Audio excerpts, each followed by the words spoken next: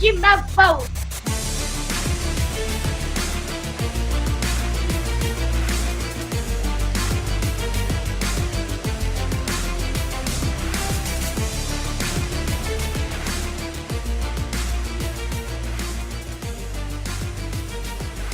Court is in session with Ryan in Sacktown on If You Don't Like That. Now, Ryan in Sacktown. Oh, must be Rhino.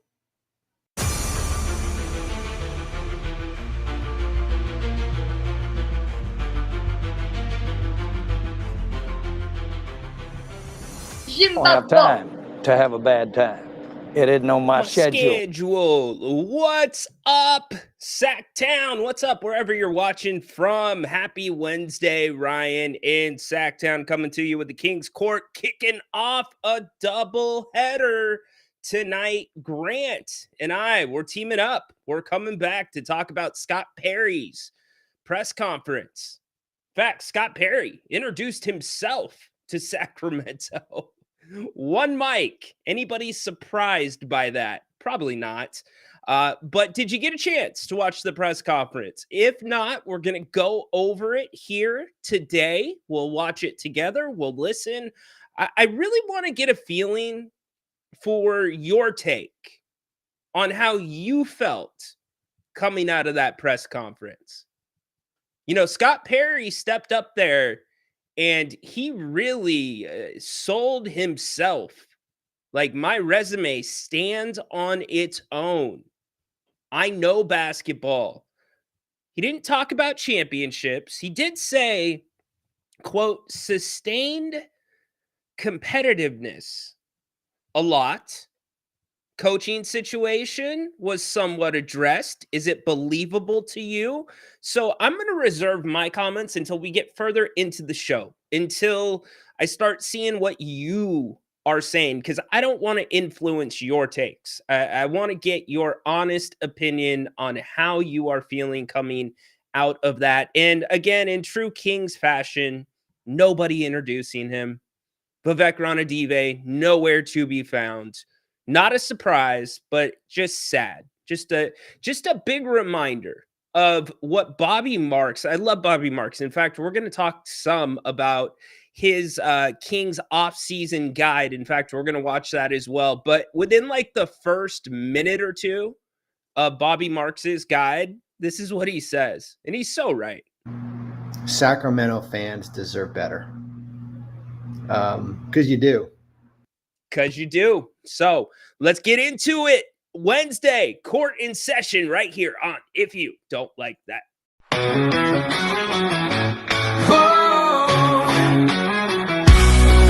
Late nights on the screen, hey, it's Grant and Ryan. We bleed purple, talking hoops, never lying. Sacramento Kings, we rise and we fall. If you don't like that, then you don't know ball.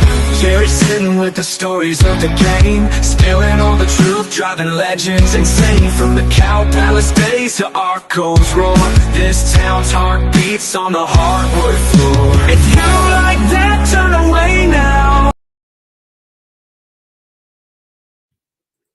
Hello, friends. Hello, friends. Hello, friends. Hello, friends. Hello, friends. Hello, friends. Hello, friends. Hello, friends. Welcome to this tradition. Acknowledge me. It's tradition unlike any other. The King's Court in the offseason. Big day today. Scott Perry introduced as GM of the Kings. Did he duck a few questions? Maybe. What'd you think, though? Put it in the chat. You are more than welcome to call the show. QR code right there on the screen. You can scan it or you can hit the link that is in the chat. In fact, I will throw that link in there one more time. I was a little surprised. I'll at least give you my take on one part of it. I was surprised that Doug Christie wasn't up there with Scott Perry. Everything that I have been hearing really since the end of the play-in game is DC is coming back. So Scott Perry made it seem that this is a very, very sought-after job here in Sacramento. Do you believe it? Maybe it is for the second seat on the bench. I don't know. I think Scott was maybe trying to buy some time there.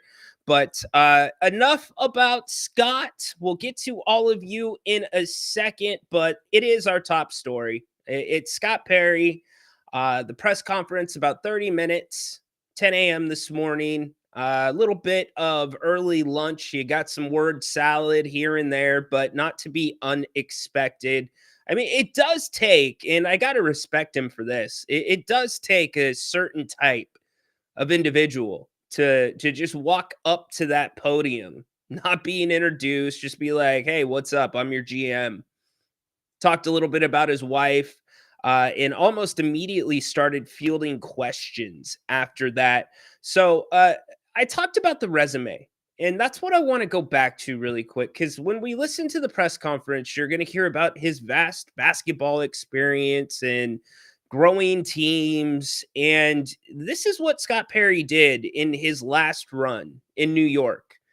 And I've played this a few times. I'm going to play it again because it was that good from Patrick. One of our callers from Long Island knows his basketball, tuned in extremely well, tuned in with the Knicks. You know, he kind of questioned, you know, what's Scott do in New York? But look at the win totals. I mean, to me, that's not exactly turning things around, is it? I don't know. Here is what Patrick said when he called the show last week. Okay. Number one, when Perry was brought over to the Knicks, it was right after they let go of Phil Jackson. And there was another guy running the team. His name was Steve Mills. He was sort of like the owner, Dolan. He was sort of like his flunky. And he ran the team, and Perry assisted him.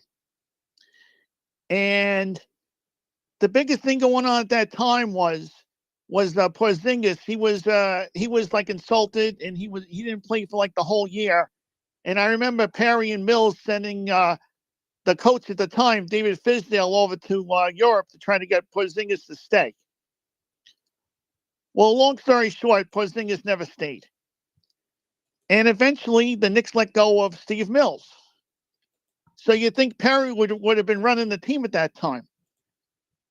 He wasn't running the team. They brought in Leon Rose. And I think Leon Rose is more responsible for the Knicks turnaround than anything that Perry had to do with it. Now, I'm not there. I'm not in the owner's room or anything like that. But it's generally known that Leon Rose gets most of the credit for bringing in the players for the Knicks because he worked for a sports agency. Louisville? And his son stayed with that agency, and they would get like a lot of players from like Kentucky and Villanova to join the Knicks. So that was Patrick's take on what Scott Perry did. You can see the win totals there. They speak for themselves. And again, not saying that he was pulling all the strings. Patrick wasn't sure what was going on, but 29, 17, 21, 41, 37, and 47. That last year, 2023, his contract was not renewed. Got to show some love to my man, Whitey. Kevin Whitey Gleason. Yes, we are competitors in this time slot, but he was the only one that really asked the direct question that many of you had in your heads. You know, how much autonomy do you think that you are going to have, or do you expect to have from Vivek? And I'm paraphrasing here. He asked it straight up. He didn't, you know, pack it nicely. He didn't put a bow on it. He just asked it straight up. So shout out to you, Whitey. I'll let all you decide if Scott Perry did the little matador shake. I thought it was a little bit of a matador move. But yeah, we'll be listening to it here in 1 second. Like I said, Bobby Marks, if we can get to it today, we will. If not, it will probably be tomorrow. There is a chance there might not be a King's Court tomorrow. So we'll stay tuned. I'll let you know, but I'm hoping we can get Bobby's off-season guide in as well. Some really good stuff there. Love to have Bobby on this show. I am efforting that. So anyways, as we always start, before we get to Scott Perry and the interview, let's get to all of you in the chat. Thanks for being here. Louisville checking in. Love that. Let's see. Blimmer, truly pathetic organization. Yeah, but it was status quo, right? It's what the Kings do. Vivek has not been in front of the media talking about the Kings for at least, to my memory, since the start of this season. In fact, I think it goes back longer than that. Now, you could catch him on the A's side, but it is weird not to have the owner up there. And I thought that was going to be bypassed by Doug Christie being up there with him. It was not. So take that for what it is. Phone calls, we'll get to him in 1 second as well. Yeah, why you got to go there, man? Whitey's a good dude. I like Whitey. Very well respected in this community. Super disappointed after the press conference, honestly. Okay, very good. I'm trying to get some real reaction here. Can't believe how gullible Kings fans are. They actually believe Doug isn't already in place. I'm kind of with you, Simon. I am with you. Ryan, let me know when I can rant about The Rock being a Delta Bravo. You can rant about The Rock being a Delta Bravo. You are more than welcome to call in. Just try to keep it a little bit clean. Remember, we got kids that watch this Holy show moly, Zimbabwe. sometimes. So hit that call line, and we will get to it. Kings need a new coach, a new GM, and a new owner. Well, you definitely have one of the two, or one of the three. Well, again, I'm going to reserve comment until we listen to the Scott Perry introductory press conference, until I give you any more there. A lot of comments about Vivek not being there. A lot of, you know why? I get it. Now, if you are a properly ran organization, the owner's there every single press conference when you're hiring a GM. It's how it should be. You're in lockstep together, right? Because it's not who hires the GM. It's the owner. The GM usually hires the coach. So yes, you would think that would happen, but Vivek wants all the glory with his B-list celebrities sitting courtside and security all around him, so you can't get near him and ask him a question. But when it comes to moments like this, he ain't there. And actually, it's probably a good thing he wasn't there, because there wouldn't have been any questions directed at Scott Perry. They would have been all directed at Vivek. You think it was a feeding frenzy when Monty McNair stepped up to the mic for the first time after the firing and the trade? Tristan, I think, to save face, he's just pretending like it's not Doug. Sounds better to say there's this big search happening. You know, it's something that I don't think enough people are reading into. Scott Perry was asked, what's the next steps in putting your front office together? And he said it was going to be at least, it would take 2 or 3 weeks at least to interview the people that are right there. So let me ask you this. How are you going to hire a coach without your front office in place? Aren't you going to want their input? I'm with Tristan. I think they're trying to say, fire over there, and divert your attention. I think within a week, it will be announced that Doug is coming back as coach of this team. If Doug isn't the coach, that would leave everyone shocked, probably in a good way. Yeah. So we'll continue getting to your comments. Let's get to the phones right now. Let's go to Kazzy. What's up, Kaz? I swear to God, I'm sure you heard Grant say this too. Last night on Grant's, or maybe it was the previous show, I was watching it recorded. Grant said it was 100% chance that Ron Dive was going to be there. I can't believe Ron Dive wasn't there. I know you've been talking about this, but that is crazy. And Grant said 100%. Wow. So Grant said there was 100% chance that he was going to be at the press conference? Yes. Interesting. Okay, I did not hear that. And it's like, what is this organization doing? It's like they're being ran by children. There's no accountability. There's none. And no new coach. Oh my gosh, man. Well, Scott Perry said that this is and I'm paraphrasing, an extremely sought after job. His phone has been ringing off of the hook since he was engaged to be the head coach. He also basically inferred that him and Vivek have continued building this relationship that started over his 3 months here in Sacramento, which when he was asked, and I don't want to get too far into it because we're going to listen to it. He was straight up asked, like, when did this begin? Like, when did you know that you were going to be the GM? And it was kind of a ole answer to me. So there's no way. This is a perfect example of what Grant always talked about. Grant also said that if Scott Perry doesn't pick his new coach, Grant's predicting that it's going to be a disastrous season. And I got to go with Grant. I mean, he is right about a lot of things. I mean, there's some things he's wrong about. But I'm saying, like, with his credibility that he's been in that business for, 30 plus years, it would make sense that if the GM doesn't pick his own coach, it's going to be a travesty in season 1, at least. Yep, we will see. Hey, Kazi, appreciate the call. Thank you. Yep, thanks for setting us off. Some people saying they liked it. Great, awesome. That's why I'm reserving my take on it because I want to get your honest reaction. Not saying that you're going to bandwagon and jump in on what I'm thinking or break the way that I'm breaking.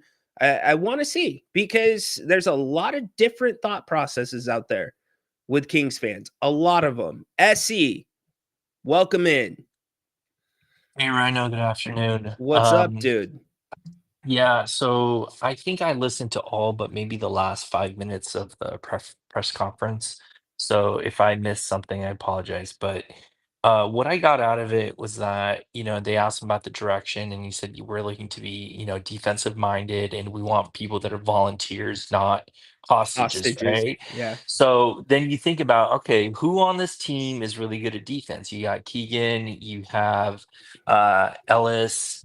And I mean, for the starting five, really those two, right? Right. But then he was asked about who he wants to build around. He's like, yeah, I'm going to look for pieces to build around Zach LaVine.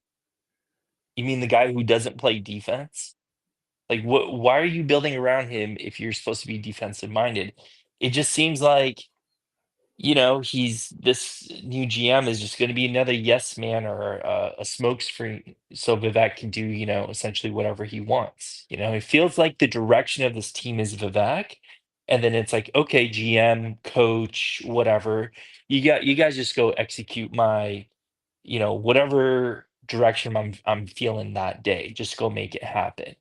And it makes sense that he's not at the press conference and that he avoids the media because he wants all the glory but none of the heat. Yep. So well said. I just don't understand. What are your thoughts on him, the new GM, stating that he wants to find pieces to build around Zach LaVine, who doesn't play any defense? I mean, I know he said he wants a point guard and wings. That was a breath of fresh air to say he wants length some and length. athleticism at wing. Yeah, great.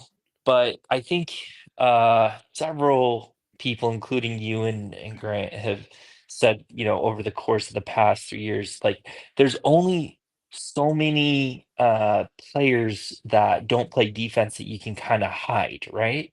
Like, Sure. if we only have two defensive players and then you have your other, like, many people are going to say, Domas and Levine are not movable because of their contracts and whatnot. Okay. So you have two defensive players, two non-defensive players.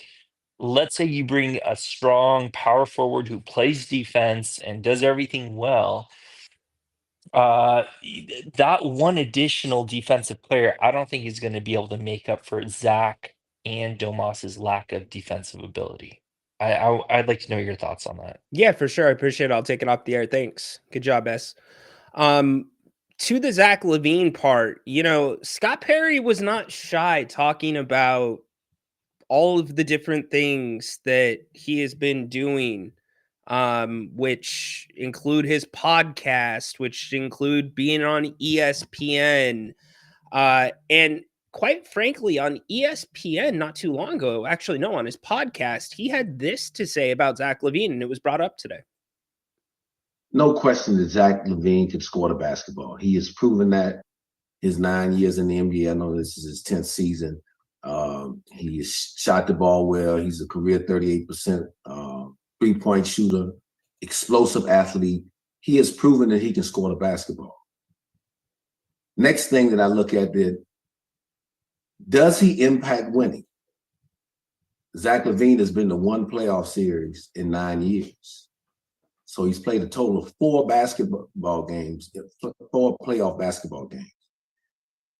So now I say to myself, I'm looking at paying 40 this year, 43, 46, and 49 million in subsequent years for a guy who, to this point, has not impacted winning to the level that his money says he should impact. So there's not a real match there, in my opinion. Now, as I look at the teams, and you bring up a good point, Mo, when you start talking about him as a third option, which I think is the best fit. Whoa. Talk about walking that back. Going through, talking to the players. What's up, Zach? Gonna build around you, but I think you're a third option. Now, I don't know off the top of my head when that podcast dropped, but based off of what he was saying with the numbers, I'm thinking it was sometime last summer. Looking at the contract. I don't know how you build around Zach LaVine. If you want to be defensive minded, you're looking at the games from last night and the games that are going to be happening here tonight. How about the Lakers last night? Different, they held on. Different level for all players during the playoffs. They just go harder. Luka doing his Luka things, JJ cussing all over the place, but they still beat the Timberwolves. They even that series up. You're getting mixed signals. I honestly don't know, S. I'm not sure. If Zach LaVine's going to be your one, this isn't a defensive team. It's an offensive team. And quite frankly, not giving away too much about how I felt about the press conference, I thought Scott Perry set the bar relatively low. He didn't come in. He wasn't like, hey, we're building a championship team here. Championship or bust. Again, I go back to sustained competitiveness. Well, what's that mean? That can mean a lot, right? You can take that many different directions. But to his point and to Essie's point about building around Zach LaVine, I don't think Scott Perry has a choice. You can't get rid of Zach LaVine's contract. I mean, you could.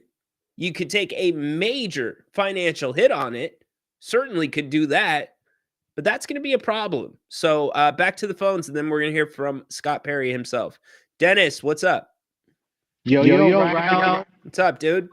How's it going, man? Going well. How are you? All right. I'm just excited about direction we're going. Obviously, it was addressed that we needed a new head coach, and obviously some roster moves need to be made. We don't really have draft capital, so I didn't know what Scott was talking about there. I mean, a second-round pick, unless he was talking about trying to get into this draft. No. So that was not today. That was comments he made, Zach. Or are you talking about? Or are you talking about what just improving the roster? Okay. He was saying just yeah. Got it. That's all. He was speculating on how improving the roster could be draft, trade, free agency. That's like this year is not really draft unless we luck out, right? And get that 3.8%. Yeah. Hey, Dennis, I'm gonna let you go because they're saying there's a lot of echo on the back end. So, and it's probably from the phone line. So appreciate you, dude. Thanks for calling. All right. Sorry about that. Echo gone. Somebody give me a thumbs up. We good? Is he calling from a cave? Okay, I will say this. I'm gonna tip my hand here. I'm gonna tip my hand. I see what you guys are doing in the chat. The car salesman. Grant and I were texting during the press conference, and the first thing I said was used car salesman. It just, and no disrespect to Scott Perry, it was just the feel of it. Maybe he's that confident in himself. Maybe it's the charisma, but that's exactly what I told Grant. As soon as it started, speaking of it starting, here's Scott Perry. Good morning, everybody. I am so excited to be back here in Sacramento, California. It is a joy, a blessing for me. I'm honored that Vivek has bestowed this opportunity on me to lead this franchise moving forward, because the goal here is to build a sustainable winner. I want to thank Vivek for that. I also want to recognize my lovely wife sitting in the front, Kimberly Perry. We're going on 39 years of marriage. I'm going to try to keep it together for you here when I talk about that. But like the young people say, she's been my ride and die the whole time. We met at a basketball camp back when we were 13 years old. So our life has been about basketball. And she's been every step of the way with me on this basketball journey. And we're so excited to be here and be a part of this community.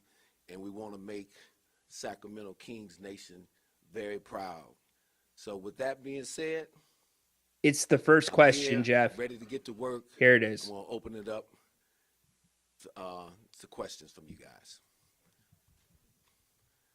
Hey, Scott. James Ham, ESPN 1320. I remember you, James. Exactly. Nice to see you. Exactly. Yeah. Nice to see you. Good to see you, too. Look, I think you've got a lot of orders of business here that you've got to take care of, but the first one is going to be the coaching situation. Do you have any idea what you're going to do with the coaching situation, whether it's Doug or you're going to open up to a full-fledged coaching search? Well, you're looking at a guy who's a veteran of so many coaching searches, I can't even count them right now. But what I can tell you is I've spent time with Doug Christie already. I first met Doug Christie when he was a player at Toronto. I would actually like to know, seriously, if somebody wants to do the digging based off of his resume, serious here. Maybe I'll do the digging and we'll talk about it tomorrow. But he started his NBA journey in Detroit, according to Wikipedia. Pretty sure Detroit's head coaching situation during the championship years was very stable off the top of my head. Now, New York, how many coaches did they go through when he was in New York? Maybe a couple? So I don't know. Maybe he's been an advisor. He just makes it sound like he has been very, very seasoned. Maybe he is. If he is that seasoned, why were we all like, who the heck is Scott Perry? And I'm not trying to disrespect him here, but back to his answer on the head coach. So I admired him as a player, his career. I've watched him this year from afar in terms of his ability to have a presence on the court. I think he's made a connection with players. We've had a few conversations up to this point. He was one of the first people I met with yesterday when I got into town. So I've only been here a little longer than 24 hours. With that said, my phone has incessantly rang for interest in this job. So I'm going to have a few more conversations in and around about this job. And hopefully I can come to some sort of resolution within the next week or so in terms of having a decision or announcement to inform everybody of. Just want to know. I get your name, sir. Sorry, Tony O'Ray Harvey. Please call me. Okay, incessant amount of calls. The fact that a timeline is already put on it, if you're getting that many calls, I'm gonna stay on the record the exact same spot that I have been on since the end of the season. Doug Christie is coming back. I am shocked that Doug Christie was not up there. Well, I'm not shocked. Very surprised that Doug Christie was not up there with Scott Perry today. I think what this is it's trying to throw you off the scent that Scott Perry was hired and told Doug Christie is going to be your head coach. That is my opinion on it. We'll see how it plays out. But if you have that many people calling about the job, it's going to take longer than a week. In fact, you wouldn't even put a timetable on it, in my opinion. Back to Scott Perry. Tony. Call you NBC Tony? Tony News, yes. Tony. Tony. Tony. You Okay. got it, Scott. Right on. So you're not naming Doug as your head coach right now. That's what you're basically saying. You want to open up your option. Okay. Mm-hmm. My next question was the departure of Agree, Amar? Monty McNair was so urgent after the game last week. Just want to know when the discussions between you and the brass, Vivek, whatever, to take up this position, because everything just happened so fast. We don't know. Well, here's what I can tell you. 8 years ago, I had a 3-month interview here with the Sacramento Kings. And from that point forward, that 3 months allowed me and Vivek to establish a relationship that was built on respect and understanding. We learned each other's work styles, values, all the things that are important. And we maintained a relationship when I left for the New York Knicks. And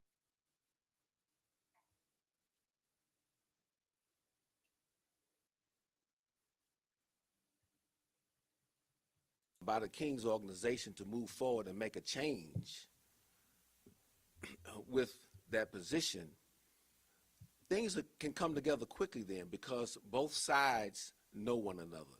You know what you're getting. They know what they're getting with me. They're getting a proven leader, someone who's done this job before at a high level. And then I also understand and know the environment of the Sacramento Kings. And we have a shared vision. And again, that shared vision and mandate is to build a platform that's going to be, that's going to offer sustainable success. Sustainable success for this organization that this community richly deserves. Hey, Scott. Brendan Nunez, Sactown Sports. Okay. Nice to meet you. Mm-hmm. Obviously, a lot of talent on this. Sustainable success.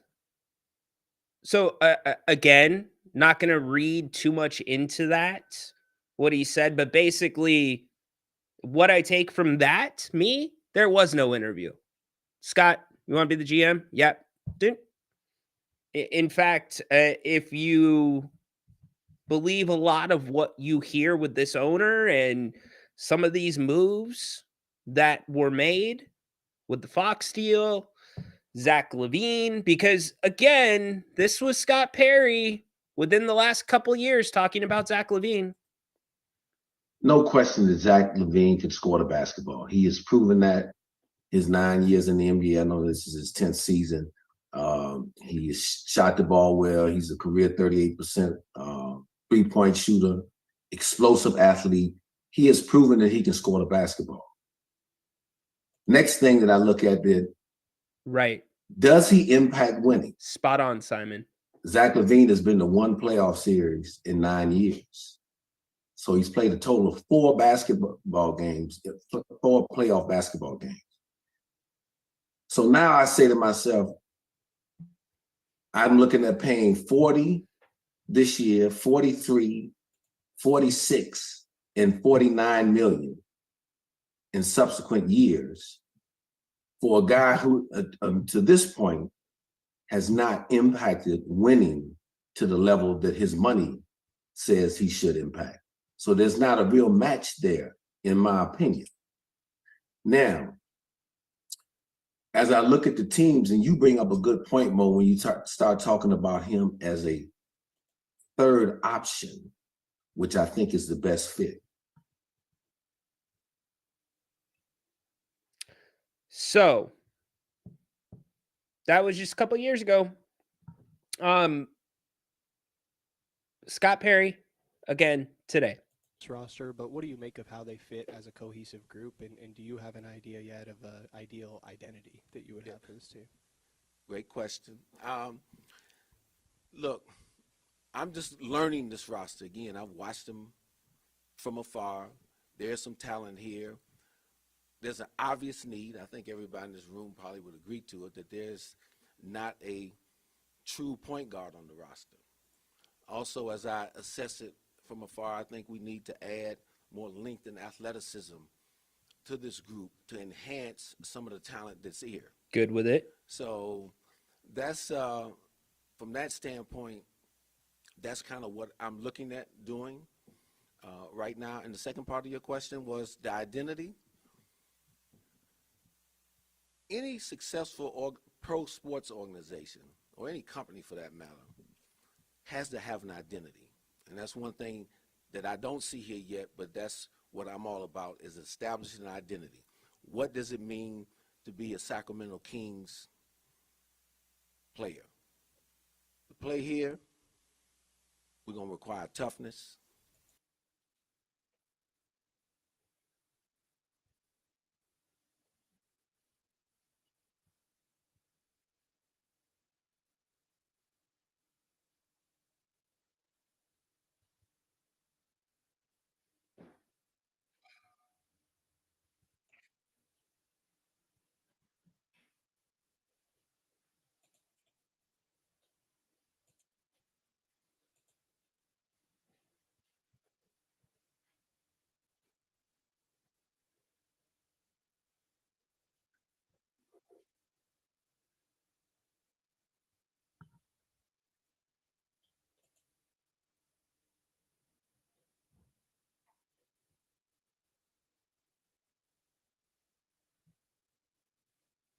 Oh, my bad. Audio dropped. This is Keegan Murray. Audio dropped. My bad. That was important. You got to hear that. You got to hear the end of this answer. That profile, you'll see guys wearing that Kings jersey. If not, then we'll figure out how to get guys in here that do. And a line that you may hear me say, and you may have heard this before, I am looking for volunteers to that, not hostages. Hi, Scott. Tristy Rodriguez. You can't hear anything right now? You can hear it now. Okay. Welcome back to Sacramento. One of the biggest issues that this roster has had is, I think you just mentioned it, the length, the athleticism. Keegan Murray. No was audio? 2 days ago talking about how he doesn't really like to guard the 5 on a nightly basis. How do you, I guess? All right, then we're switching over the other way.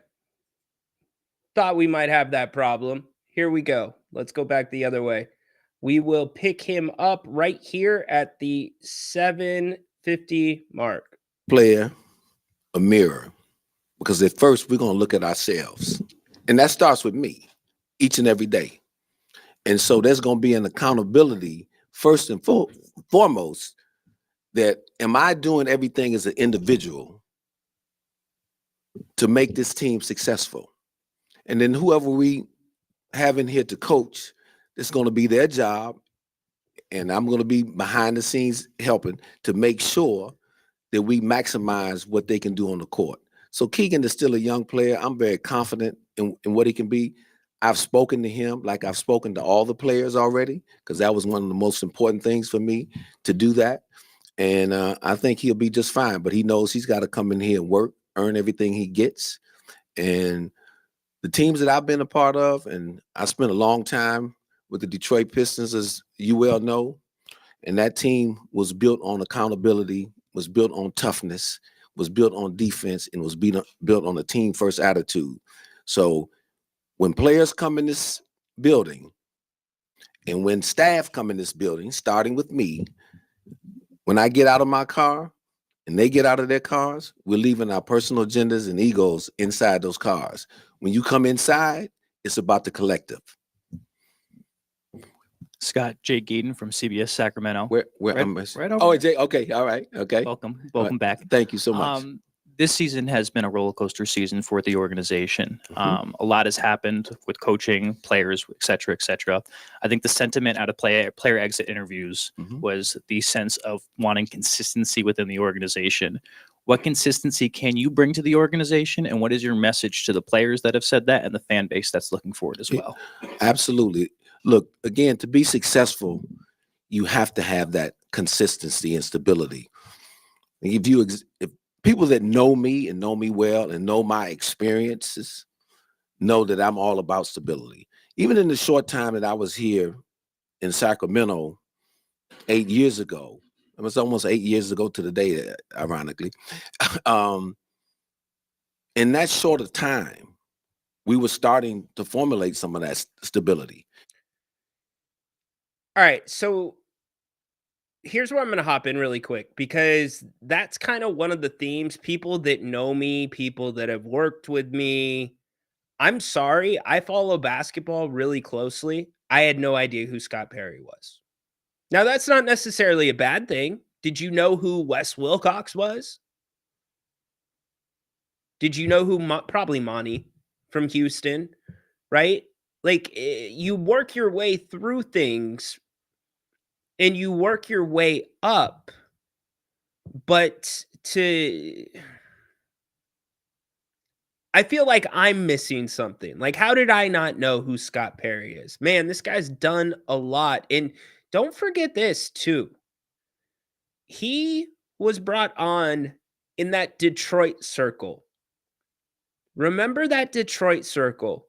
Joe Dumars, a lot of swing in Sacramento before going back to the NBA.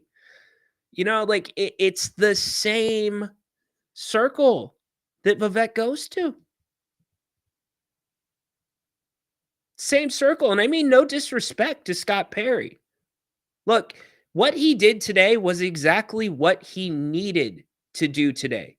He got up there. He didn't make any promises about championships. He said a few things about defense and length and athleticism that I liked.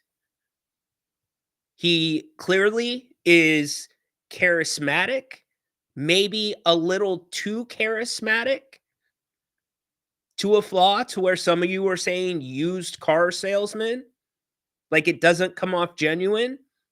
We'll see how that translates over the next few months and years as he builds this thing out. But the one thing he didn't do today was convince me that he's not Vivek's yes man. That's the one thing he didn't convince me of. Go back to Scott Perry. In terms of the people we were able to draft and what we were able to do in free agency, starting to set that culture. So I'm extremely confident in not only my abilities, but the people that we're going to have around us helping that. We all are going to be rowing the same direction in the boat. We can't have silos. We can't have individual agendas. Like I said, it's all about the collective, and it's about being the kings. I don't want any of the credit. I want all of the people around me to get the credit. I'm going to lead that. That's what, to me, great leadership is being a servant leader, and that I'm going to provide that here. And you guys will find this in me. I'm going to be heavily engaged in a lot of things around here to help make this. My bad, y'all. We have breaking news. Sorry, Scott. Got to break in really quick. Breaking news. Ladies and gentlemen, can I please have your attention? I've just been handed an urgent and horrifying news story. Dom Dog says Bob Myers is better than this guy. Whoa. Whew. Dude.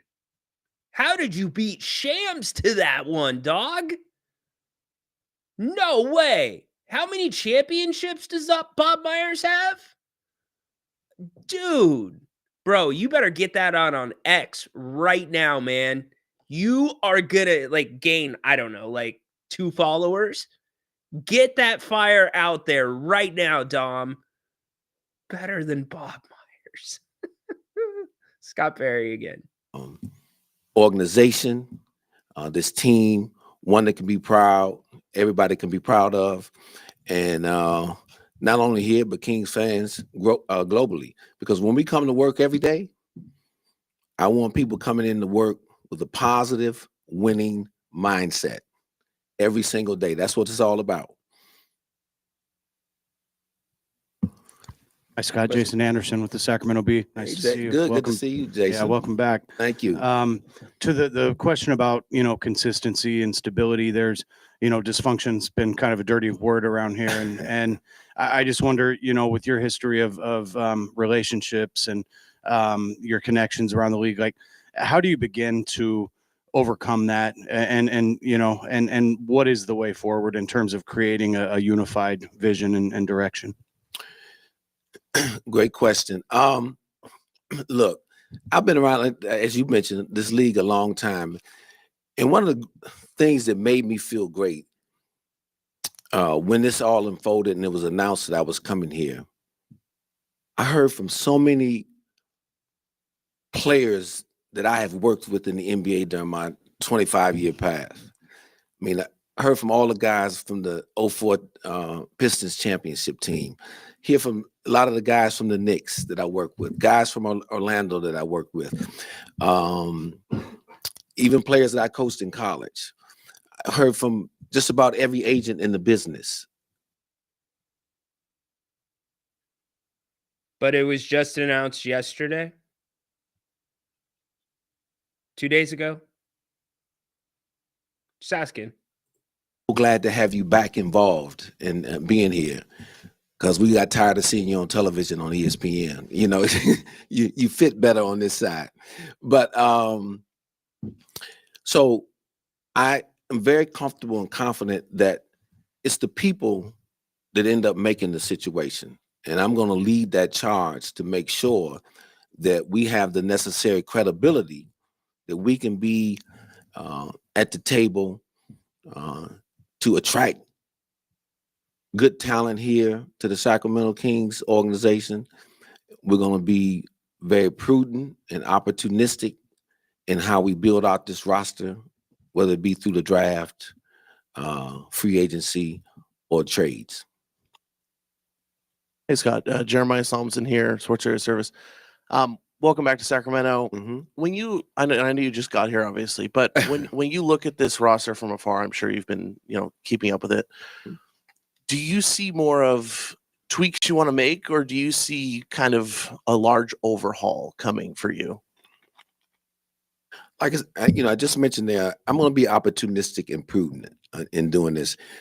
I'm learning all the players just like they're getting to learn me, and I'm going to spend a lot of time with a number of them this summer, and just make sure that we're equally aligned about where we're headed, because I'm going to be steadfast in my resolve in getting to where we need to get. And again, I want to make sure that they're in tune and in line, and that they want to be on board with that. So that's what I would tell you right now. There's some good talent here. I've had an excellent reception from all the players thus far. I've talked to every single one of them, and they all seem very positive and ready to go. They like the community here. Obviously I'm sure there was frustration that the season ended the way it did, but I'd be disappointed if they weren't frustrated. That's part of it.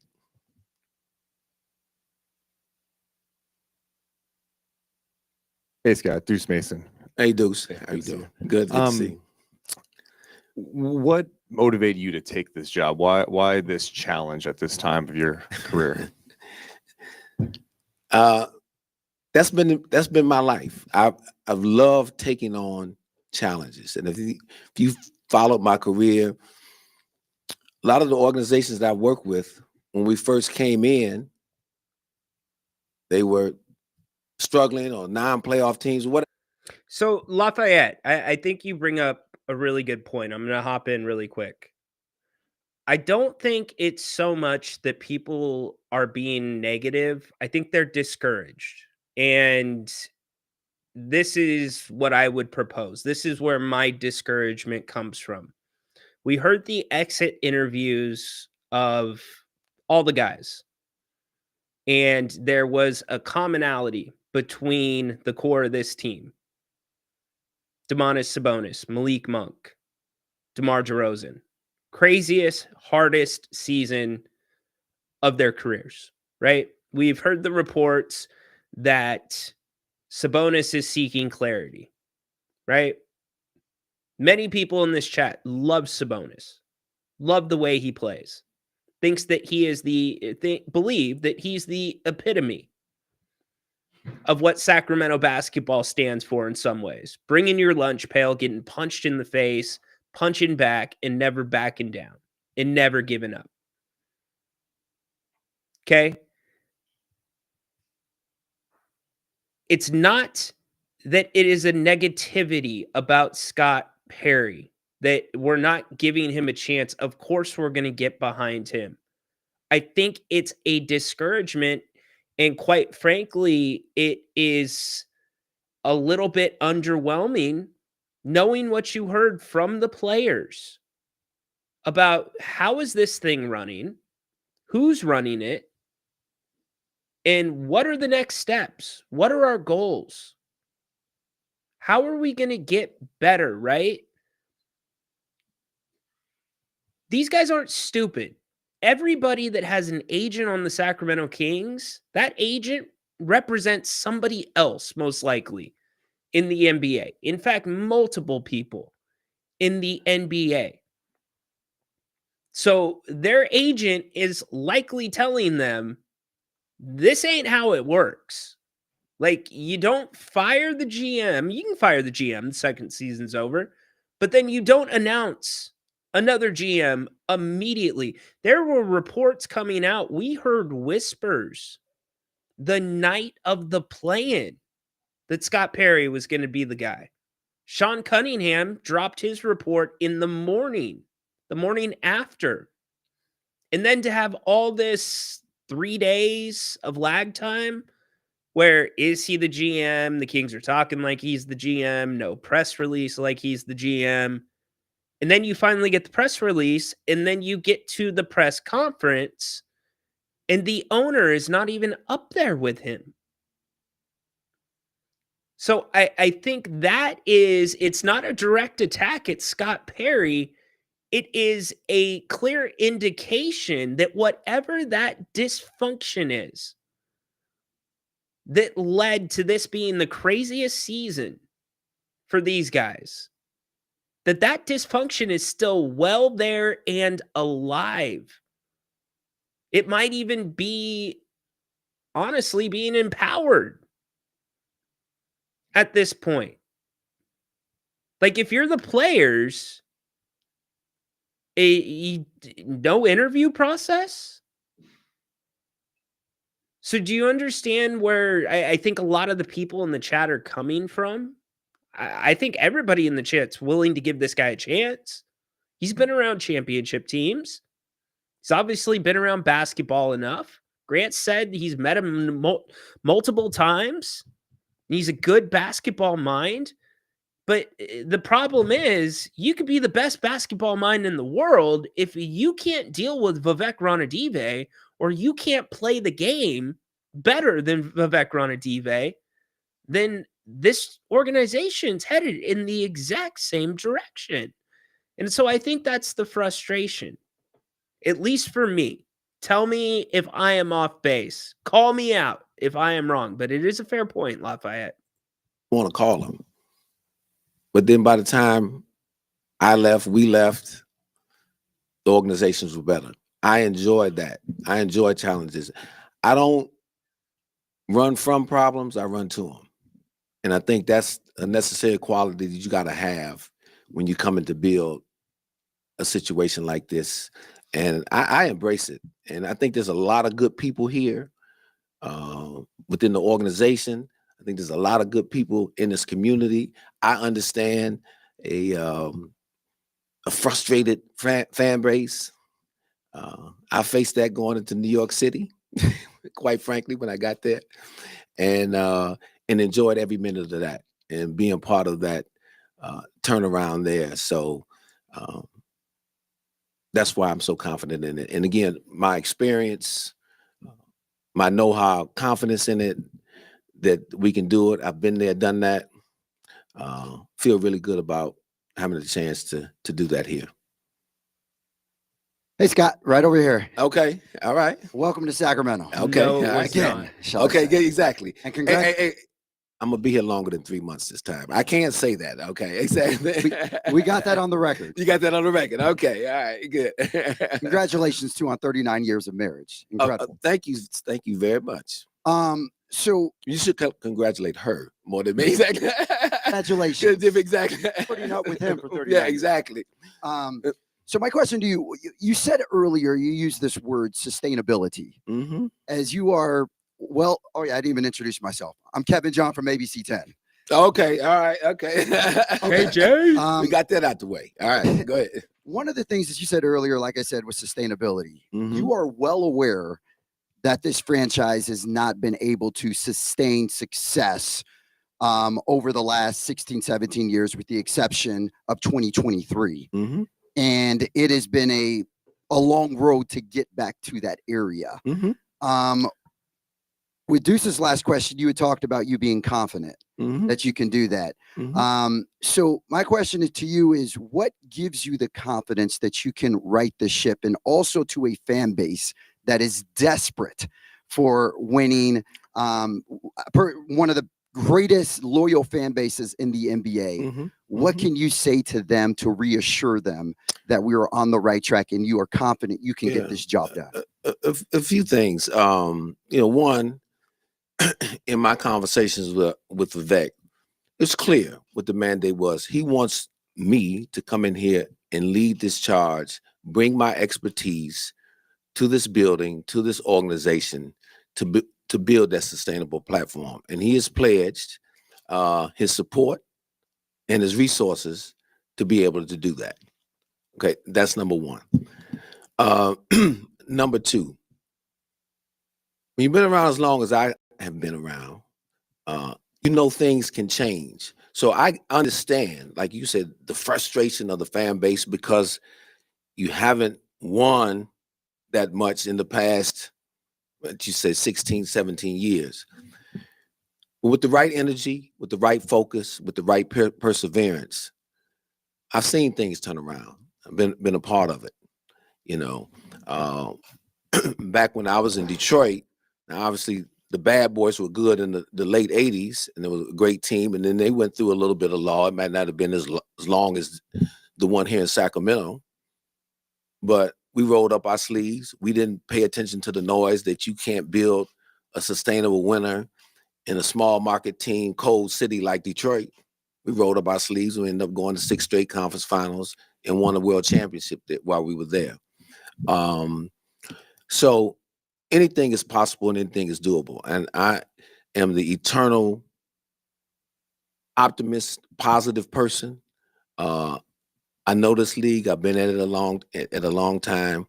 And I just feel really comfortable. It's a good time, a good place to make that, to start on that ascension and build that sustainability. So will there be bumps along the road to get there? I'm sure. That's life. I'm pretty sure the next question, I'm not going to knock you over the head with the rest of the press conference. I just want to get to Whitey's question because I feel like it was the most important and most direct. I'm pretty sure it's the next one. So let's see if it is. But like I said earlier, we're not going to run away from the problems. We're going to run to them. What's up, Scott? Sean Cunningham. Just when you look at, you mentioned people thrilled to have you back and out of the analyst booth. There's obviously, fans of and the podcast where I do. Don't forget that. Oh, I'm not. Don't forget my podcast people at the Hoop Genius. Exactly, that worked. Well, I'm glad you mentioned that one because there was a clip. Shameless plug, plugging his podcast. Come on. You can't do that. Even JJ Redick didn't do that. Obviously, that might haunt you as you come over here. I knew talking when you about- come. Yeah. Talking about I'm just Zach. gonna look. Anything I say, I'm not worried about it haunting me. But go ahead. For sure. No, exactly. just to that point, like, does that create an awkward moment? I mean, obviously, you're always such a straight shooter, and I just now hear Zach LaVine is on your roster, and imagine you've had a chance to speak with him. Absolutely, I've had a chance to speak with Zach. I knew Zach a little bit well before I took this job. You know, when he was a young player at UCLA when he was coming out, I obviously scouted him and watched him a lot. Terrific talent, athletic, nearly a career 40% three-point shooter.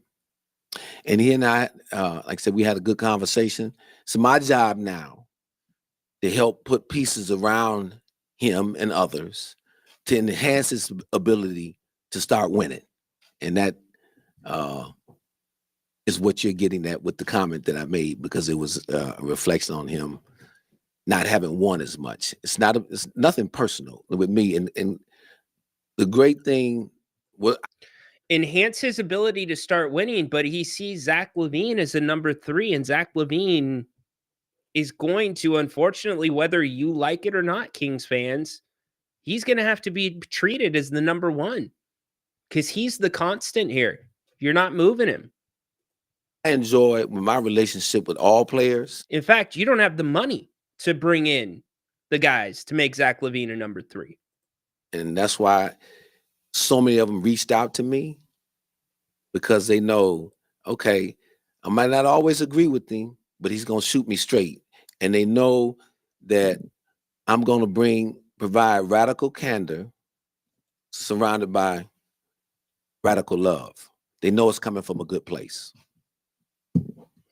Hi, Scott. Michelle Dapper with KCRA back here. Hey, welcome Michelle, back to how are you? Sacramento. Thank you so much.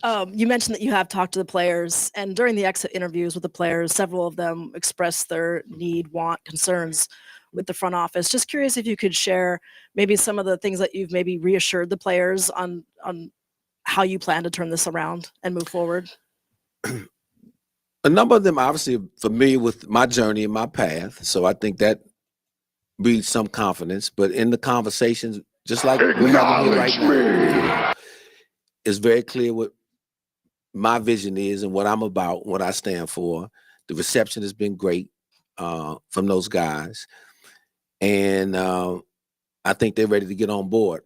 You know, players, sometimes a misconception is that players don't want real, true accountability, but they really do. The key is you've got to be consistent with it. It can't be accountability in October, none in November, trying to get it back in December. And so that, again, is going to fall on me, coaching staff, and our entire staff, that how we go about our business on a daily basis. We can talk about a lot of things right now, but we got to live them every single day. And that's ultimately what's going to be the key determinant in terms of our success moving forward. Hey, Scott, good to see you, brother. Good to see you, Chris Haynes. He was a guest on our Hoop Genius podcast one I time. wasn't Exactly. I wasn't in that episode with you with BJ and Mo Muncie, my guys. Exactly. Those my dudes. I wasn't on that episode with Zach though. But you want to clear yourself from that. Exactly. Joe, he didn't kick it very far down the road. I like how you spelled Christie with a Y. Well done. He said about a week. So I would expect maybe sooner than a week, Doug will be retained. Back to the press conference. We will quit listening as soon as you get Whitey's question. In fact, maybe I can just get to Whitey's question now, if I can skip far enough ahead. Most. Secondly, to your question about the staff, right now, I have no updates on that. I'm in the process right now, sustainability of winning and success. That is the most important thing, and Vivek's pledged support to help me see that vision through. That is first and foremost. Secondly, to your question about the staff, right now, I have no updates on that. I'm in the process right now as people who are in this room right now, a number of them King employees. I'm meeting with every single person in the basketball operations department. And that's probably going to take me almost a couple weeks. But I'm doing that. I want to learn their stories, learn about them, and see who really fits us moving forward, who may have concerns with us moving forward. But that's, to me, that's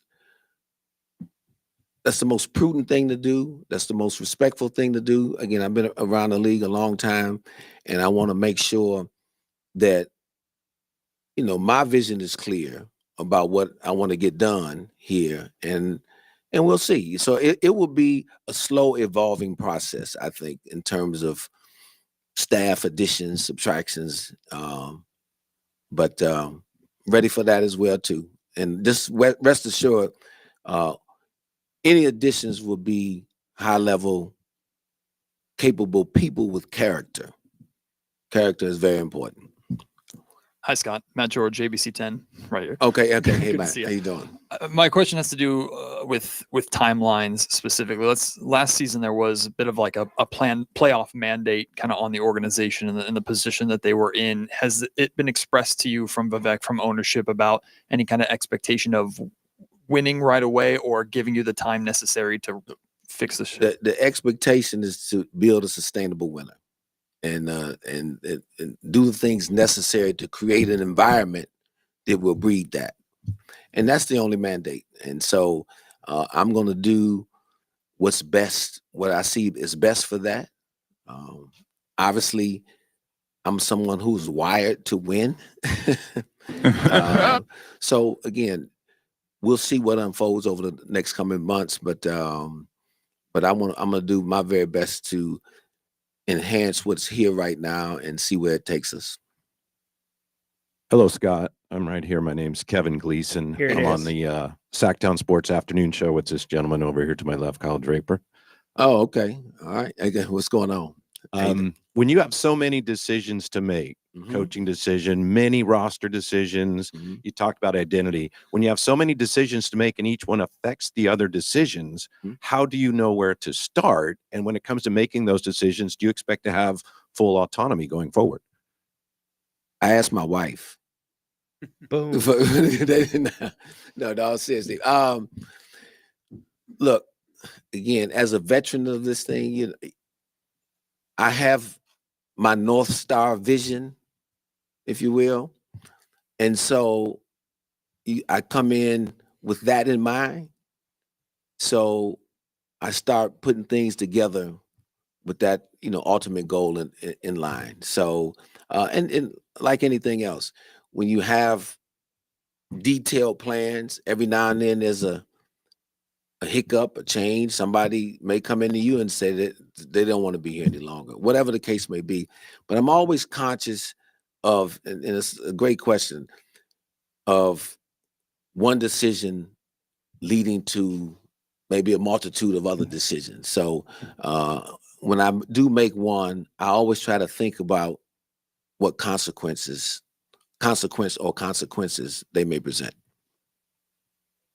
Hi, Scott. Mark Dembski. Completely ducked the question about autonomy.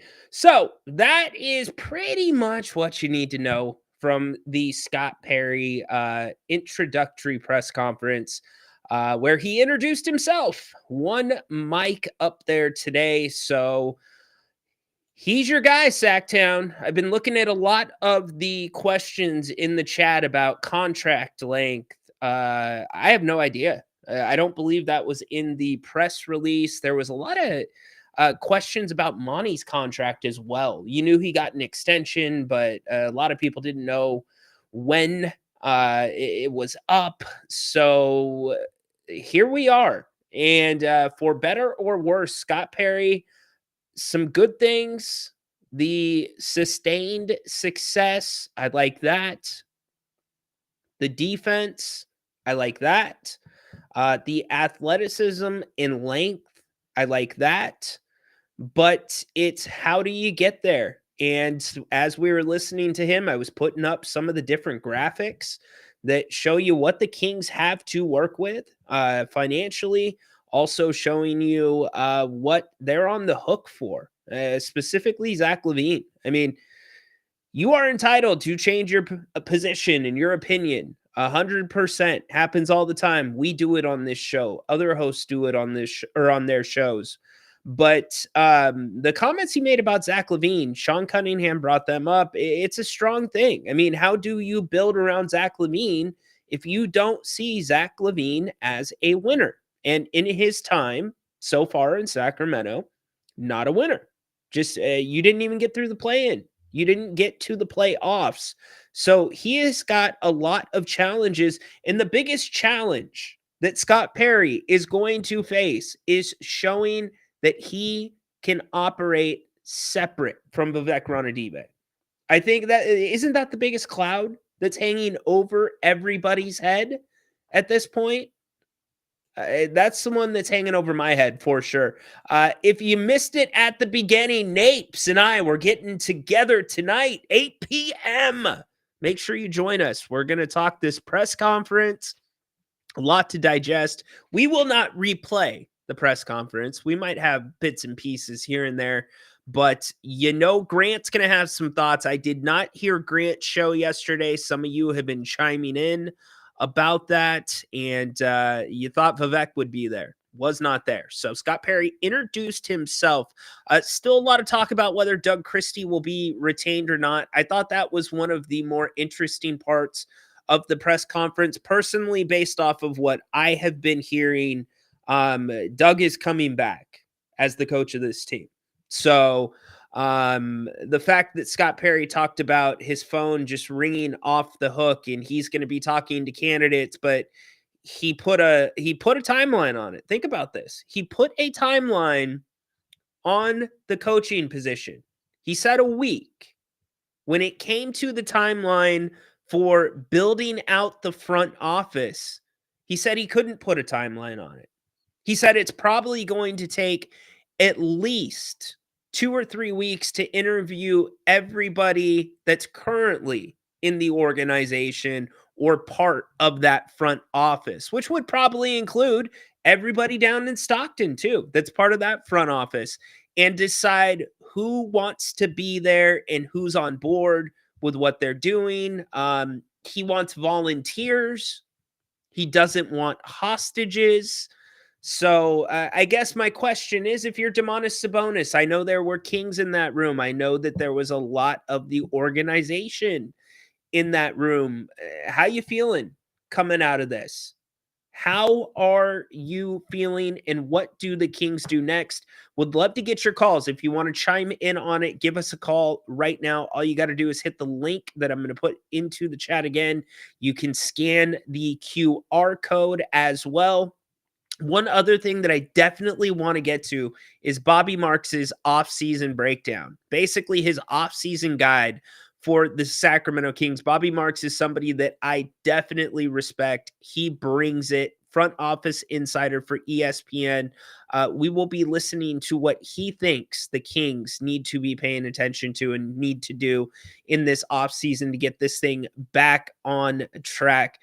If you want to get your dining game back on track, get to one of 3 locations for Bennett's Fine Cuts, prime cuts of seafood and steak, Rockland, Roseville, Howe, and Fair Oaks, all in the greater Sacramento area.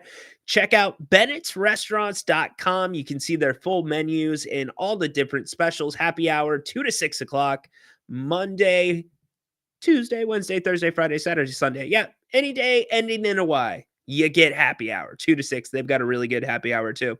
There's sips and tastes, 60 different wines by the glass, good wines too. Like, we're not talking about the box stuff. We're talking Rombauer Shard, the good stuff.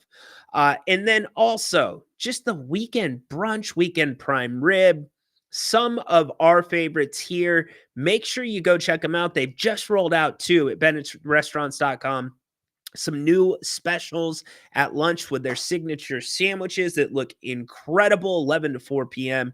So big thanks to them for sponsoring the Kings Court today. I'm telling you, you can't go wrong. And thank you to everyone who has gone to support them. Let them know that you heard about them here on the channel, and let us know when you go in. We pass it along to Brian. He loves to hear about it. And by the way, make your reservations now. Get to it. Mother's Day coming up before you know it.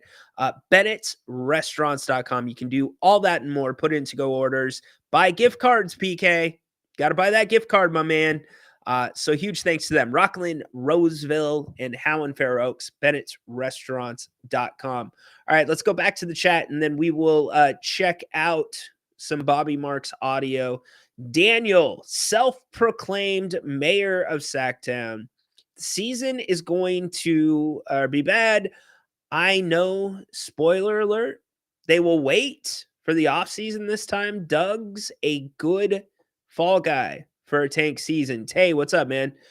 When are you making new roller coaster image with Perry on it? Great question, Tay.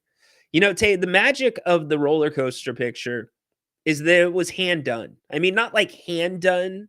Obviously, they're digital images, but dude, I didn't spit that into AI. I took the time to crop those and make those stickers. You can tell because it's so poorly made, but it's so fitting.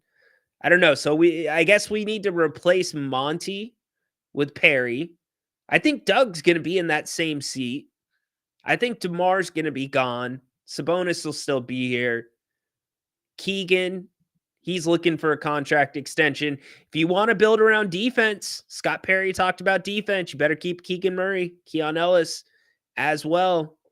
That's a good graphic. Good job, Tay. Appreciate you bringing that up. This was the other one, the teeter-totter. Balancing test between defense and offense. Scott Perry going to have to figure that out as well. Really quick off note before we get back to more Kings.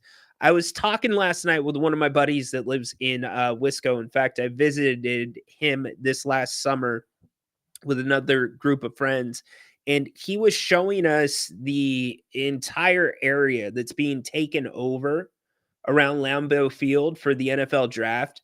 It looks like it's going to be a banger. And I know a lot of people are paying attention to see what happens at the top of the draft with Travis Hunter and Ashton Genty and Shadir Sanders, but it's going to be a fun draft. Make sure you watch it. If I could be in Green Bay, I would make that trip. Unfortunately, I cannot be, but that's going to be a really, really cool time. And just visually, it's going to be an awesome draft to watch. It's not going to be like anything you've seen before with Detroit and the other cities that have hosted the draft. Also, we put up Scott Perry's recent win records, sustained success.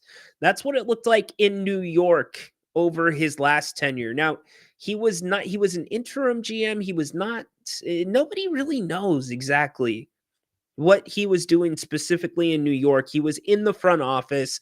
Patrick laid it out a little bit for us. But those are the win totals. I mean, Sacktown, 29, 17, and 21. You going to be able to get through 3 seasons if it's like that? 29, 17, and 21. So if Scott had a big hand in that turnaround took 3 years. It took 3 years for them to get to 500. Very interesting there. I talked some about Bobby Marks. Bobby Marks does his postseason exit, basically guides on what teams need to be doing. Here's some of what Bobby Marks had to say about the Kings. No Kings fans. I'm not flying to Sacramento. There was a point during that game last night, Sacramento-Dallas. I wanted to tweet out that Sacramento fans deserve better. Because you do.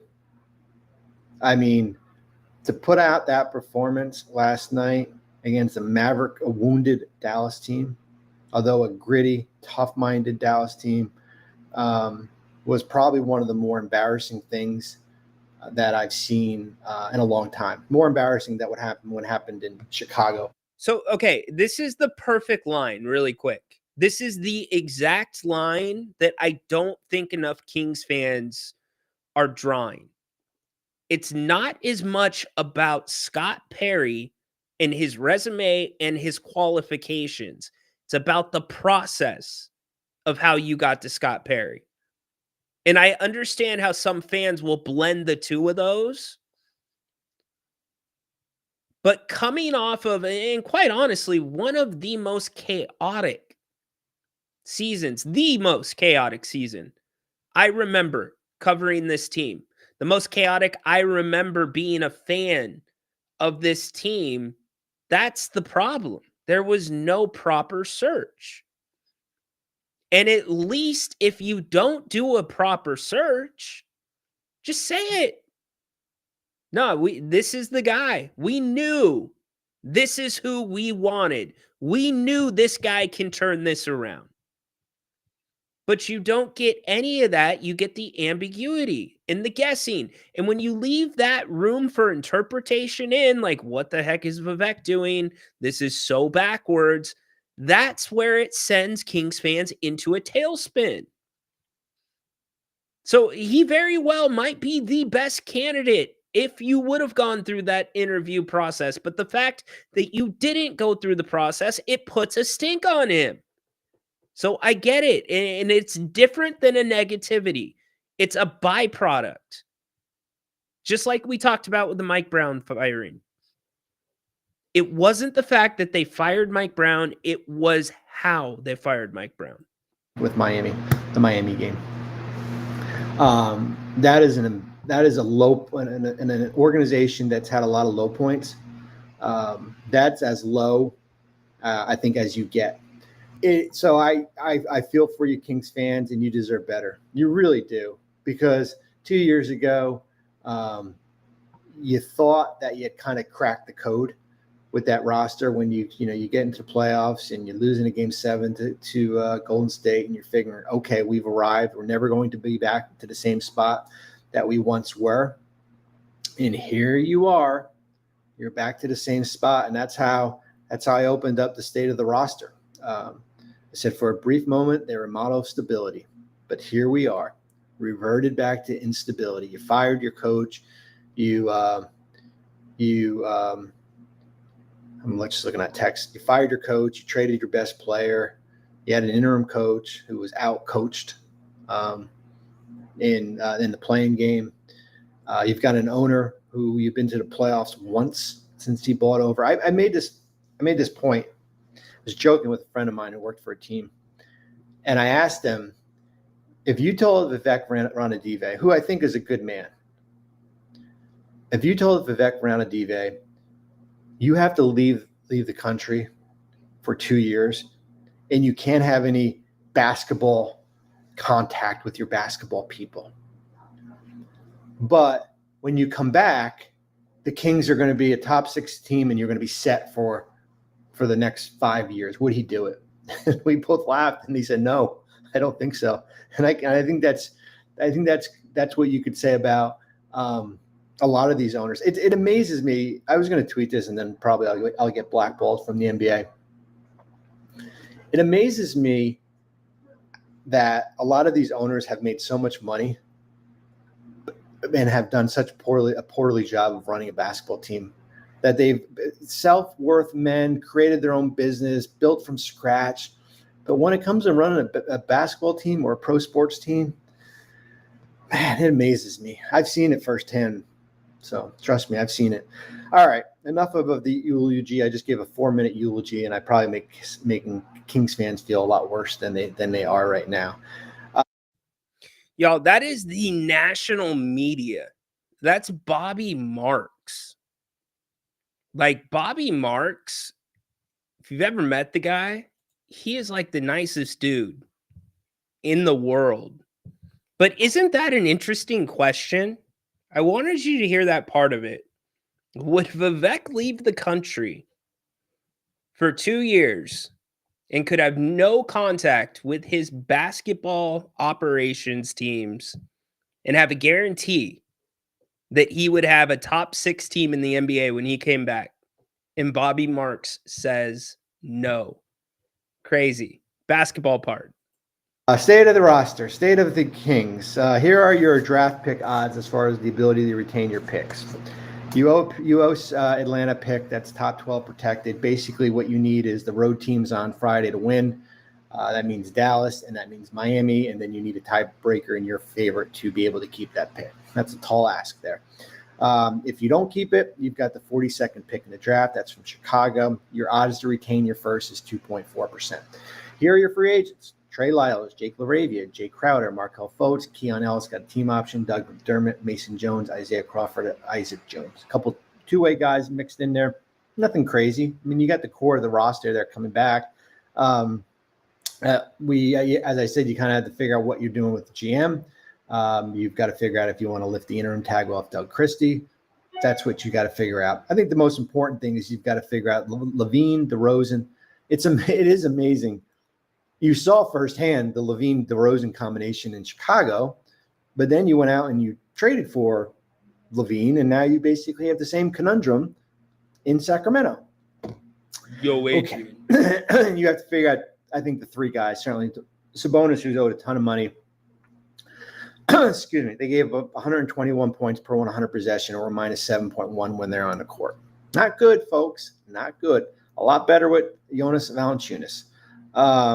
Finances, $170 million in salary. When you got three players or two players making a lot, that means something. You could have your non-tax mid-level at 14.1. When you add in the non-guaranteed money, it pushes it up to close to 170. The Keon Ellis situation is going to be fascinating.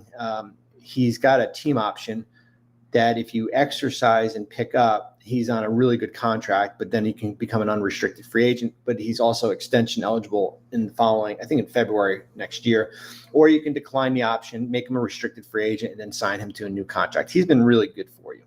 I think that matters. I think he's been really good for you. I'm not talking about breaking the bank good for you. But I do think what happens with him as far as you can, if you have 3 years or less of service, you're a restricted free agent. Certainly first round picks are a little bit different. And then if it's 4 years or more, it's unrestricted free agent. So you've got to figure out kind of what to do with the Keon Ellis situation. Clarity, top front office priority. Clarity. That is an ugly word, my friend. And we kind of use it a lot in Sacramento. Ownership, general manager, clarity, whether this roster can be more than a 500 team. Levine is owed $96 million. Sabonis has a ton of money coming his way still past this year. He's on a max contract. Certainly, we talked about the Ellis situation. So you've got to figure out clarity. If I was DeMar DeRozan, I would certainly be like, wow, this is how I want to end my career in Sacramento on losing by 20 at home to Dallas. So keep an eye on DeMar DeRozan also. Extension candidate to watch, Keegan Murray. Man, when you draft a guy in the top 10 and you basically don't play through him and you don't use him and he's basically an afterthought, it'll be interesting what he will get. I think it's something as comparable as probably the Trey Murphy 4 for 112 last year. His numbers, the analytics are off the charts. Defensively, he's off the chart as far as what he is. Team needs, and this is a stat.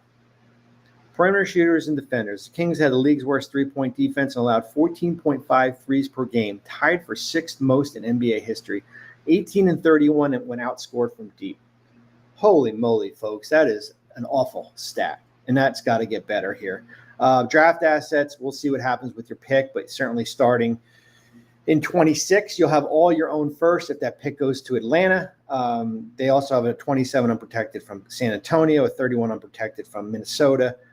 So you do have draft equity that you got back in the Fox trade. You only have 2 tradable seconds available for you here. That's the state of the roster in Sacramento. If it was a restaurant review, it would be, I would probably tell you not to go back and eat there. Unlike Bennett's, make sure you go back and eat at Bennett's. How about some of those stats? So for many of you Keegan Murray haters, and you think that we're Keegan Murray homers, Bobby brings up such a great point. In some ways, the Kings have driven Keegan's value down. They've never played through him. And I think that's why what Scott Perry decides to do is going to be so important, because the first 2 guys I'm looking at, if I'm Scott Perry, is Keegan Murray and I'm looking at Keon Ellis. And you heard what your ramifications are if you pick up the option with Keon. You've got to find some way to keep him. And a restricted free agent means that another team can make Keon an offer and the Kings have a chance to match that offer.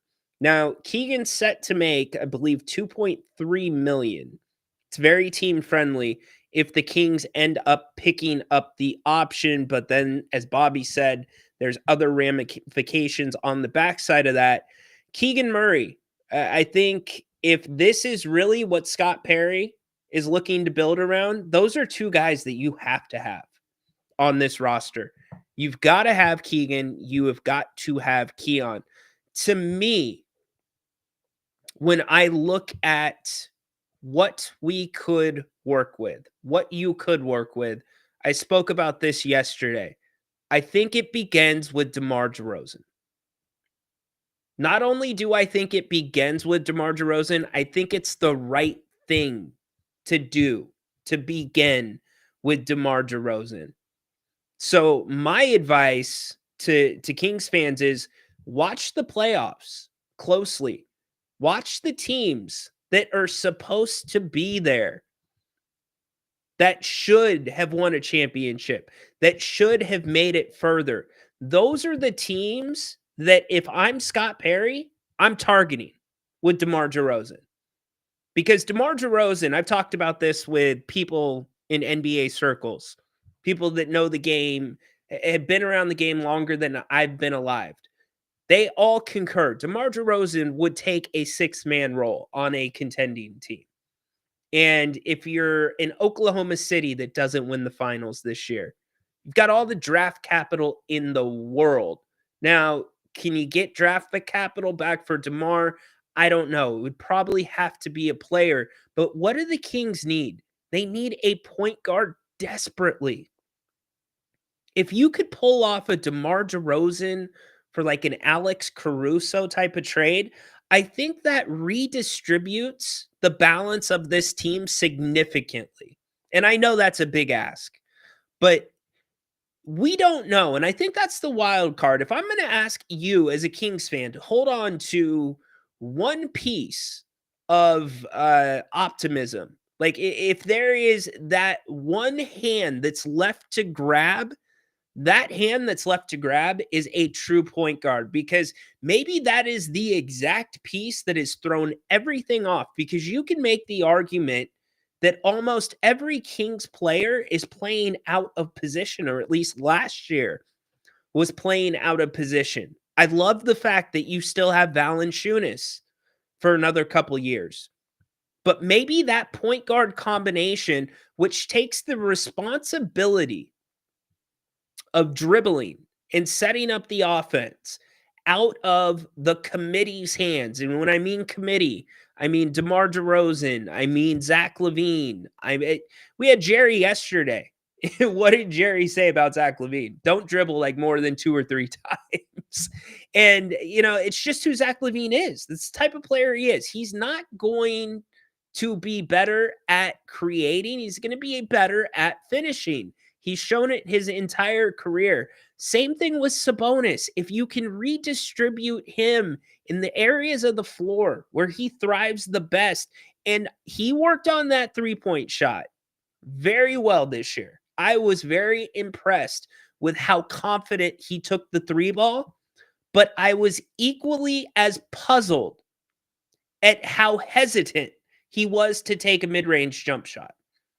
So to me, if you get him back into the middle of the floor right there, where you're playing the pick and roll game, and you get him to take a mid-range shot the same way he takes a 3-pointer, this could look dramatically different. Because you do have, we talked about with Mr. Moss last week, you have some really good main courses. You've got a ribeye over there. You've got an incredible roll over there. And then you've got, I don't know, I'm going to bring up a big debate if I say this, because I don't even like this place. But like Five Guys, you got a big Five Guys burger over there. You've got 3 good options, but you've got no good sides to go with them. What am I going to do? chase my bite of burger with a piece of sushi. No. Like, you need the filler in between. You need the edamame. You need the mushrooms on the steak. You need the fries with the burger. You got to pull it together. And maybe the point guard, just maybe, that is what can do it and maybe make this accelerate a little bit. As for point guards that are available this summer, why don't we take a look?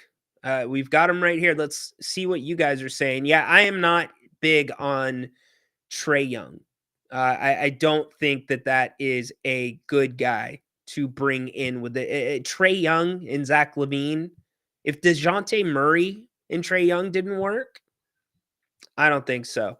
Let's see. Blimiter, imagine this dude is the hoop genius and got hired as the GM. He doesn't have 20 things he wants to immediately. Doesn't have a pulse on every little aspect of this team. Gone wrong. Insult. Well, yeah. Dude, Five Guys is expensive, bro. Where's the... See, I knew if I brought up food, we were going to go down this rabbit hole. Where's the asparagus? John, it's all at your house. John, you are the reason that when I go to the store, asparagus is like $6.99 a pound, bro. Because you buy it up. The asparagus market moves on a daily basis depending on what you are having for all three meals. If you are including asparagus in all three of them. Yeah, see, Finch with an asparagus salad. There you go. Five Guys, yeah, it's just expensive. Five Guys is good. See, now we're getting all the food references. Levine, yeah, and you need something that's not asking him to do those things. You got to do that. Lau, when asked what Levine needed to improve, Jerry said, learn to dribble. I know. It's, you know what, Levine, I don't know enough about him and his work ethic to say it's a work ethic thing, if he relies on his athleticism. I want to give him that offseason here in Sacramento to see how his body changes and to see, well, his body's probably not going to change much, but to see what the focus is going to be on his game related to what this team needs. Because we asked Jerry about that yesterday. We said, Jerry, I ran down 6 players. And I said, this guy, what's he need to work on this offseason? And he laid them all out. So go catch that on the replays. It's not in Keegan's nature to have the team play through him. He's not a take charge guy, similar to Harrison Barnes. Look, I'm not ready to say he's not. He's never had the chance. Trey Murphy is a good comparison. I would say Murray and Murphy are equal in value. There you go. DeRozan getting old and slow. Yeah, he still can shoot, though. Kings can't shoot. Well, they can't defend either. That's the massive problem. They cannot defend. Did you hear the stat that Bobby Marks said? 14 and 31 when they are outshot from beyond the three-point line. That's insane. Put Jerry back in the office, please. I don't think you could pay him enough money to go back into that office. I think it starts with DeMar. I don't think it is. Sabonis would, if we're listing guys in order, and this is my opinion, if I'm Scott Perry and I'm looking at this roster and I'm like, okay, what can I do? Where is there room for me to wiggle? Let's look at the top line. I have zero room to wiggle with Zach LaVine. None whatsoever. Domantas Sabonis, not really. DeMar DeRozan, to me, that's where the conversation starts. Now, some of you are going to say Malik Monk. I completely disagree with that. Malik's contract's very friendly, but that would be short of bringing in like 2 different point guards and another scorer. I think moving Malik, he does so much for the team, both on and off the court, from a leadership standpoint too. His energy is contagious. So to me, the conversation is DeMar DeRozan. Can I get him to a contender that needs that guy coming off the bench? That's where it starts. I don't know what Caruso is making this year. You know, even a guy like I hate to say this because I'm not a huge fan of him, but like a Josh Giddey per se. So here's your list of free agent point guards this year. Van Vliet, there's a club option on that, 44.9. Don't think the Rockets are picking that up. Kyrie, player option, he's picking that up with the injury. Brogdon, unrestricted free agent, but they do have the early bird rights. D'Angelo Russell, please do not bring Dennis Schroeder anywhere near Sacramento, in my opinion.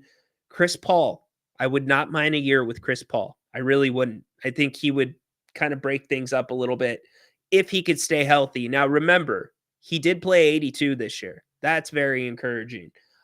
Trey Jones, a number that's come up before. Gary Payton II, absolutely not. Micic is a really good underrated player. Keep an eye on Phoenix. Urs put in there that you can trade anybody but Bradley Beal, and he's so spot on. You can trade anybody but Bradley Beal because of the no trade clause. But what's Phoenix going to do to blow it up? And Matt Ishbia is not afraid of taking risks. He's not afraid of taking on salary. So could Sacramento possibly maybe do something with Phoenix? Maybe. I don't know. How about Davion Mitchell? Anybody have a scout on Davion Mitchell? Can you imagine if he came back to Sacramento? Not going to happen, by the way. Restricted free agent. Aaron Holiday. Trey, man, I like Trey, man. I do like him. Russell Westbrook, a name that a lot of you have thrown out there at times. Spencer Dinwiddie, Dante Exum, Patty Mills. I'll be surprised. You think Patty's got another year in him? I'm not sure. He's had a heck of a career. Campaign, Patrick. The Knicks going to bring back Campaign? Do you think Cameron Payne's parents worked in politics? They had to. Campaign. That's a haunted horse type of show thing. We were just talking about that on one of his shows. So that's your free agent market. As of right now, you've got the 42nd pick in the draft. So there are your free agents. Markelle Fultz, he ain't coming back. I know a lot of questions. People are going to say, what about Mace? I love Mace. I know he is working. Dude,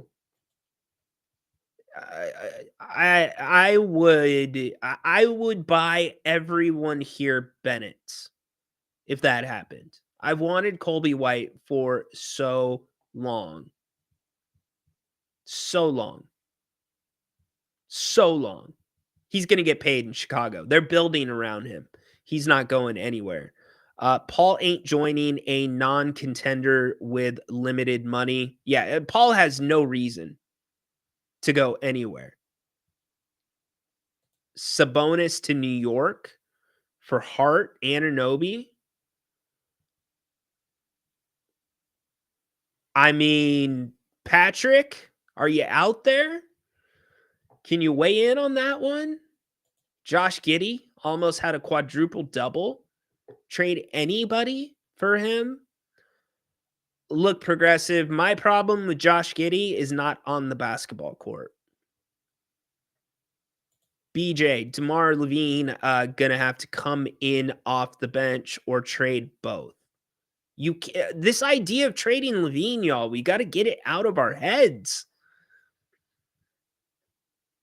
I just don't see. I think it's easier to move Sabonis, which is, to me, a very, very, very difficult task. This whole thing about if Sabonis isn't happy and he doesn't get the answers to the direction of this team, that he might not want to be here. Okay, well, if that's what ends up happening, he's still going to play night in and night out the way he plays. You know, he was one of those guys that did not want Mike Brown. And you never knew it by his play. You never knew it. De'Aaron Fox, conversely, you knew when Foxy was bent about something in his play. So there's no rush to get Sabonis off the books. But it's going to have to be to the right team. Hell, I don't care if it's Golden State.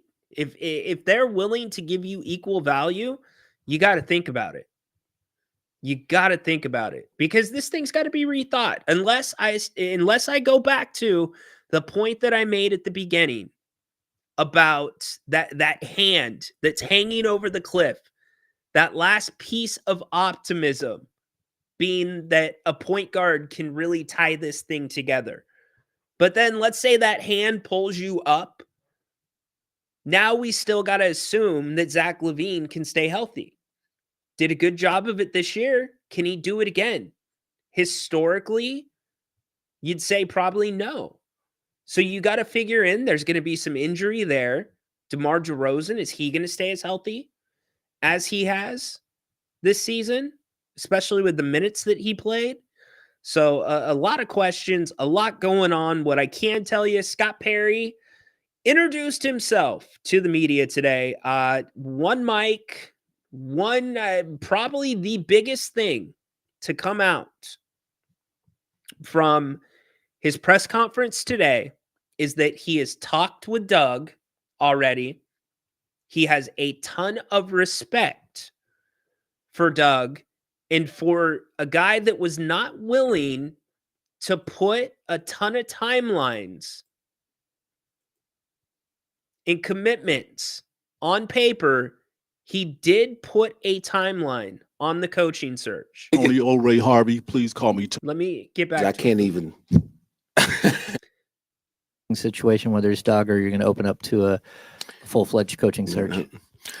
Well, you're looking at a guy who's a veteran of so many coaching searches, I can't even count them right now. But what I can tell you is I've spent time with Doug Christie already. I first met Doug Christie when he was a player at Toronto. So I admired him as a player, his career. I've watched him this year from afar in terms of his ability to have a presence on the court. I think he's made a connection with players. We've had a few conversations up to this point. He was one of the first people I met with yesterday when I got into town. So I've only been here a little longer than 24 hours.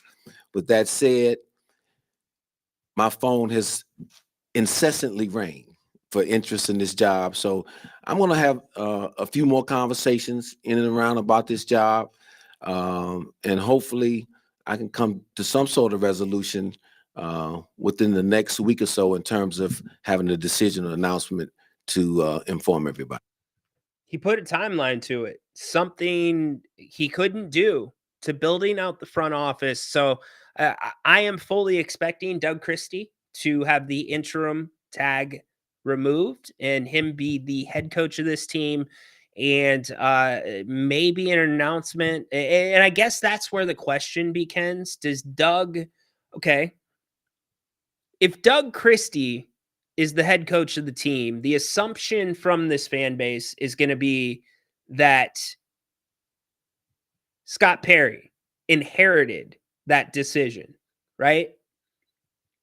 So would Doug have the autonomy to build out his own staff, or is that decision going to be above him? Because I'm okay with Doug coming back.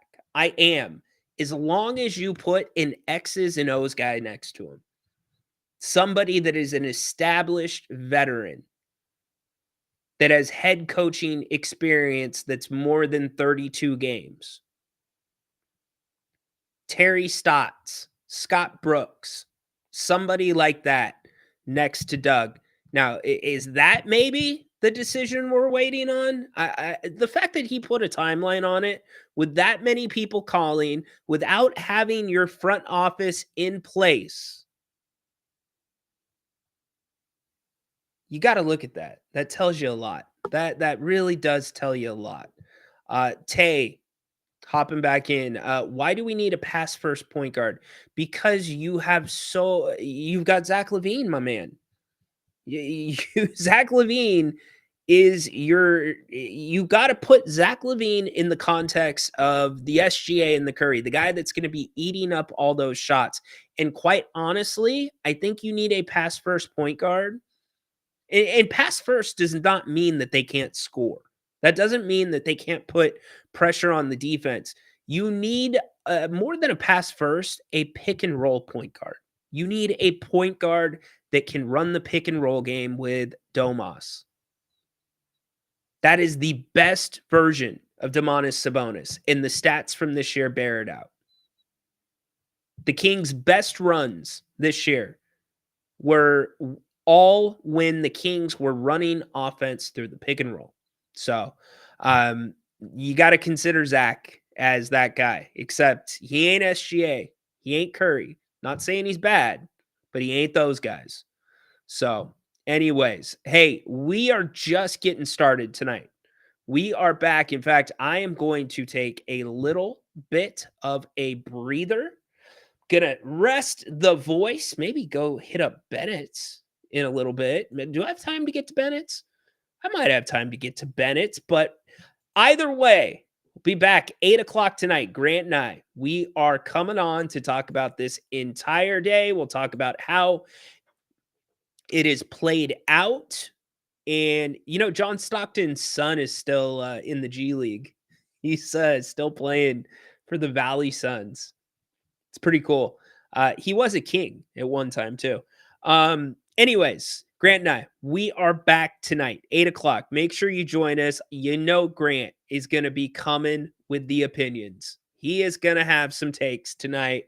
So I am expecting the spiciest version of Napes, 8 p.m. Right here on the channel. Make sure you're subscribed. If you haven't subscribed already, all you got to do is scan that QR code. And thank you to everybody that is already part of If You Don't Like That. Give us a big thumbs up, a like, would really appreciate it.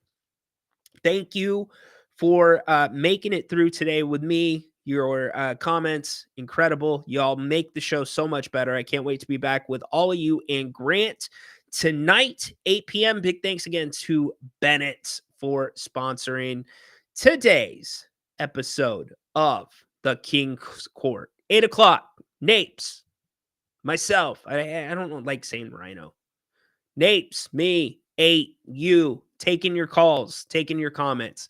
Be back here right on the channel. We'll have some fun. We'll go over Scott Perry and talk about what is next for this franchise. I acknowledge all of you. Acknowledge me. Hope you have a great couple of hours until we're back at it at 8 p.m. Court is dismissed.